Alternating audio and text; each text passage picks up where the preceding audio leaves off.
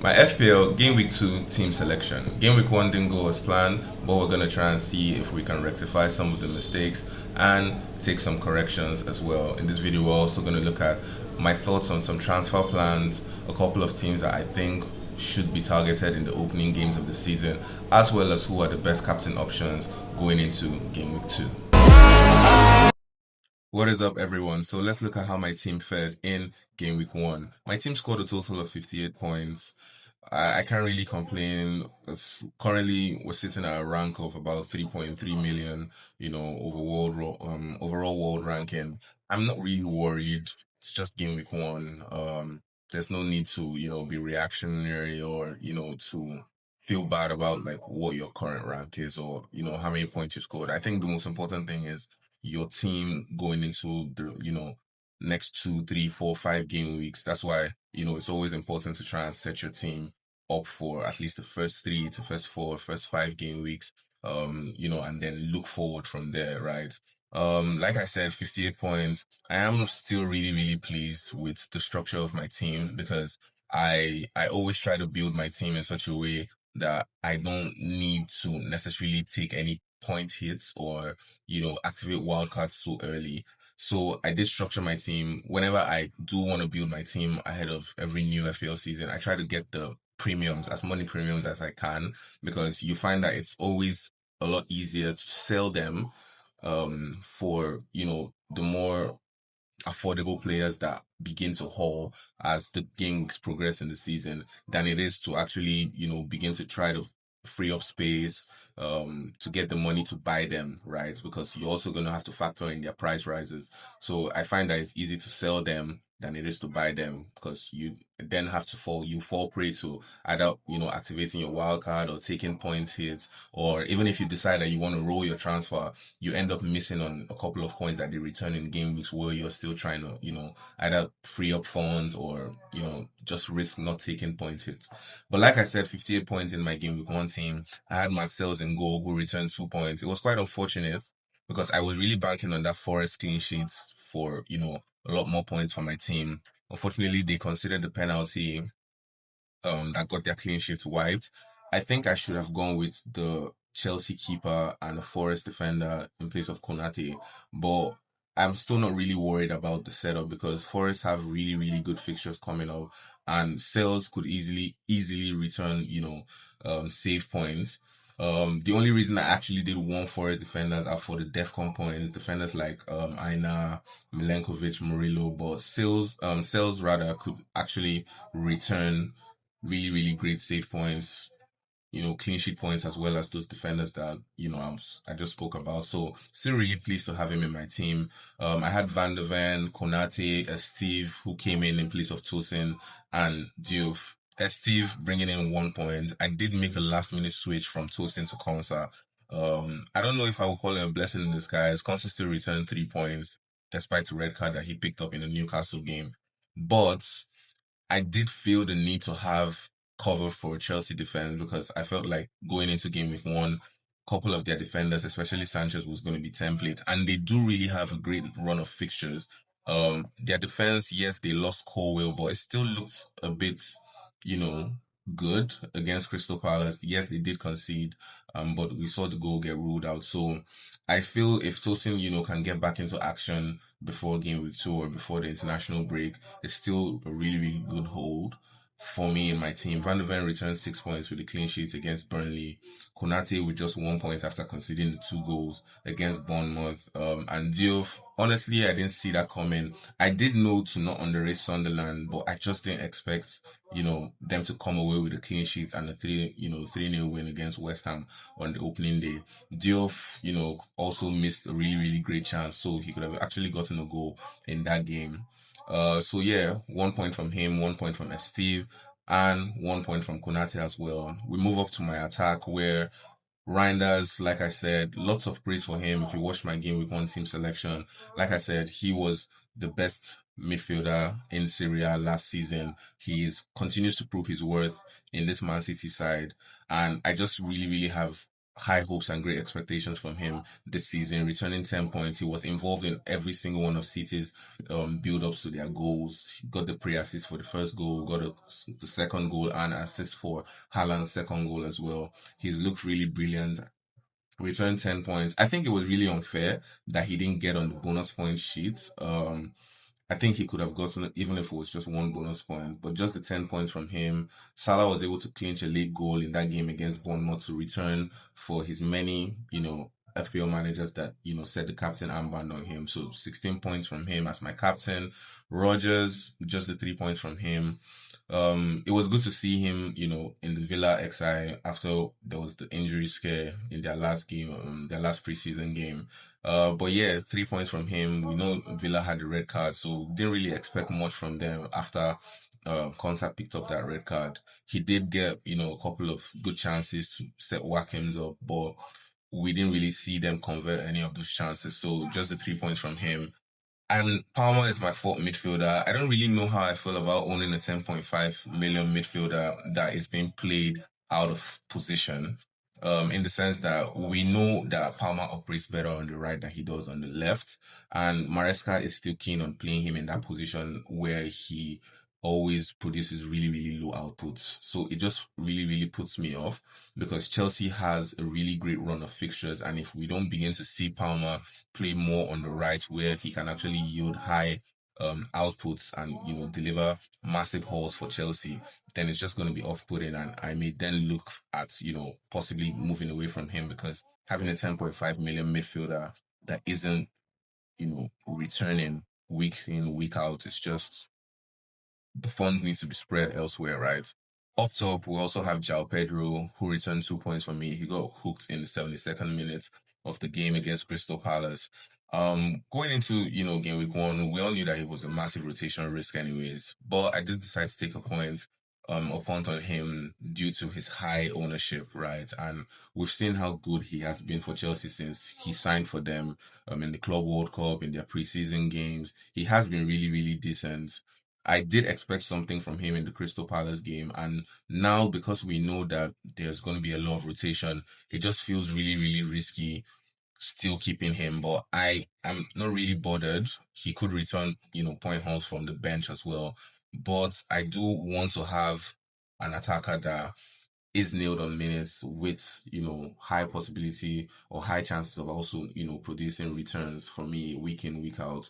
So that's also one I'm keeping an eye out for in the, coming game weeks. And then Erling Haaland, like I said, opening day fixtures, he has now scored on his fourth consecutive opening day fixture in the Premier League so far. He scored a brace against Wolves. Really, really well taken goals for him in that game. He was supposed to be my captain going into game week one. But yeah, I decided to stick with Salah on that one. Still not really, upset about that. He returned 13 points for me. His ownership is currently below 30%, so I'm really happy about that as well. So this is what my team, looked like going into game week one, 58 points. Like I said, still a lot of positives taken going into game week two. I still like the structure of my team, like I said, and I don't see myself making a lot of changes, but I'm going to talk about that when we dive into what my game week two team selection is looking at. So in game week two, I'm going to be starting with Matt Sells as my keeper away to Crystal Palace. It's a no-brainer for me. It's either him or Dubravka, but I am going to look at starting Estev in my defense, so I don't see the reason why I should, double up on the Burnley defense. They didn't really look that great against Tottenham, but Tottenham are a way better team than them, anyways. But they are facing Sunderland, who won their first game and looked really, really good against West Ham. So I do believe Burnley may concede in this game. So I don't know that I want to take the risk of, doubling up on their defense and leaving my one Nottingham Forest defender on the bench. So Sales is going to be my starting goalkeeper. Also, with the absence of Eze in this Crystal Palace team, I'm yet to see what their attacking output is going to look like without him. So I think I'm going to, stick with Sales in goal. In my defense, I'm going to start Van de Ven, Estev, Konate, and hopefully Tosin, gets back into the starting lineup. I'm going to be, looking out for early team leaks and see if he starts. If he doesn't, I'm going to, replace him with Diouf. Diouf is going to come in from my bench and start ahead of him in my defense. Van de Ven, I'm hoping to get a couple of DEFCON points from him in the game against Manchester City. Konate as well in the game against Newcastle. So that's what my defense is looking like in my Game Week 2 team. In my midfield, I'm going with Morgan Rogers, Palmer, Mohamed Salah, and Tijani Reinders. Rogers, I do believe Brentford are one of the teams that, managers should be looking to target. They have lost a couple of important players. They lost their, manager, lost on Buemo as well. So I honestly don't think they are going to be the Brentford side that we've seen for the past 2 years since they came back to the Premier League.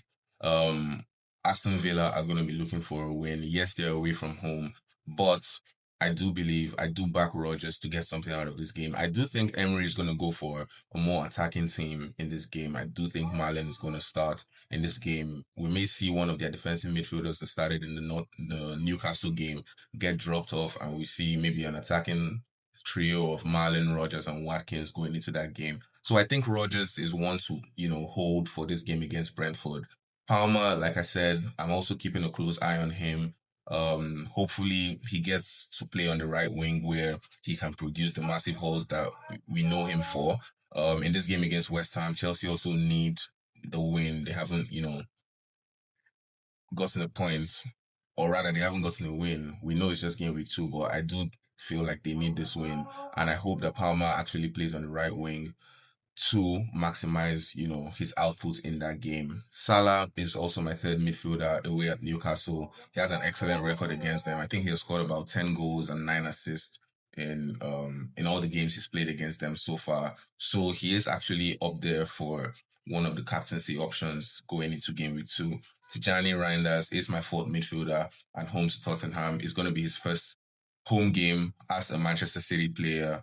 I do believe he gets the start either as a lone six or he plays as a number 8 like he did in the game against Wolverhampton. I do think in this game against Tottenham, Reinders will also, get the freedom that he had against Wolves. Um, and I think he would be able to exploit it. What is left to see is what his connection with Haaland and the rest of the attackers, continue to build up to look like. Because once he develops that connection with Haaland, I feel like he's going to be registering a lot of goal involvements for Manchester City.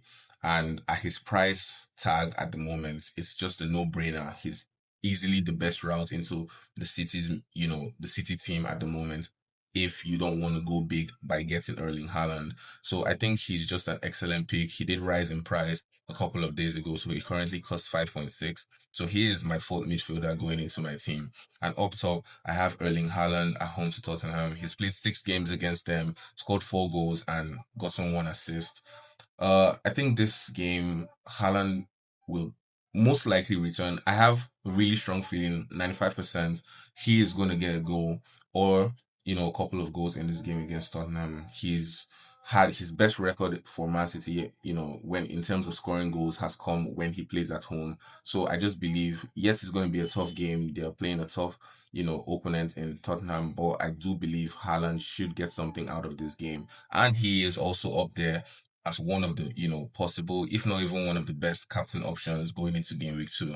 And Jao Pedro is going to be my second attacker in my game week 2 team selection away to West Ham. We did hear Maresca, talk about the possibility of rotations with him and Delap in coming games, depending on, what pattern of play they look at going into, different games as the season progresses. So that makes me worry a bit on what his minutes are going to look like in the West Ham game. I do hope he does get something out of that game anyways. So this is what my team looks like. Currently, my captain armband is on Erling Haaland because I just believe it's a really, really great game. It's his first home game of the season. Manchester City have looked brilliant in their game against Wolves.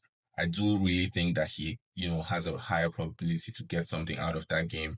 But like I said, it's a really, really tough debate for captaincy options this week because you have the likes of Mo Salah, you have the likes of Palmer if he does play on the right wing. You have the Erling Haaland, and if you even have Saka in your team, he's a brilliant option. I think currently Arsenal players, or rather Arsenal attacking assets like Saka, the likes of Gyökeres, are leading the charge for best captain options going into game week 2. But if you don't have any Arsenal attacking assets, then you then look to the likes of Mo Salah, Haaland, and Palmer. But in that pecking order, I do believe Palmer would rank last, just because we're not sure of the position that we're going to see him play. So I think if you have an Arsenal attacker, they should be your first choice for captain. And then your second option, should be one of either Erling Haaland or Salah. We do, love a late captain option, and Salah plays Monday Night Football. So you just know that if everything goes wrong during the weekend and your captain is Mo Salah, there's just a high chance that, you may end the game week with a really, really great score and a green arrow as well. So right now, like I said, I am still debating on who my captain armband is going to land on. I don't know that I feel like I want to make a transfer. I would really like an Arsenal asset, and Palmer looks like an easy swap to Saka for me. But Arsenal's fixtures after the Leeds game don't really look like, a fi- it doesn't just it doesn't really add up to me, because yes, Saka could still return in a couple of those fixtures. Yes, Arsenal could still, come out with wins in a couple of those fixtures. But on paper, you just have to, pick the club, the player that goes, or rather is playing, a couple of the easier fixtures. So wasting one free transfer to go to Saka and possibly switching back to Palmer after game week 3 doesn't really make much sense to me. I could also go for an Arsenal defender, right? But I don't know how many clean sheets we're gonna see. Yes, they did keep a clean sheet against Manchester United, but I feel like Manchester United were really, really unlucky not to get a goal in that game. So I don't know how many clean sheets I foresee Arsenal keeping within the next span of the 5 games that they have from now till after the international break. So I do think at the moment it's a role for me for my transfer going into game week 2. I'm really happy with the way my team looks.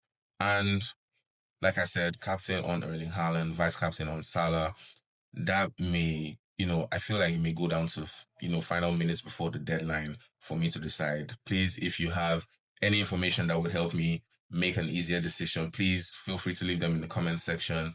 If you enjoyed this video, the aim for this video is 1,000 views, and we're trying to get to 1,000 subscribers as well. So if you're new around here, please like, share, subscribe, and see you guys very soon.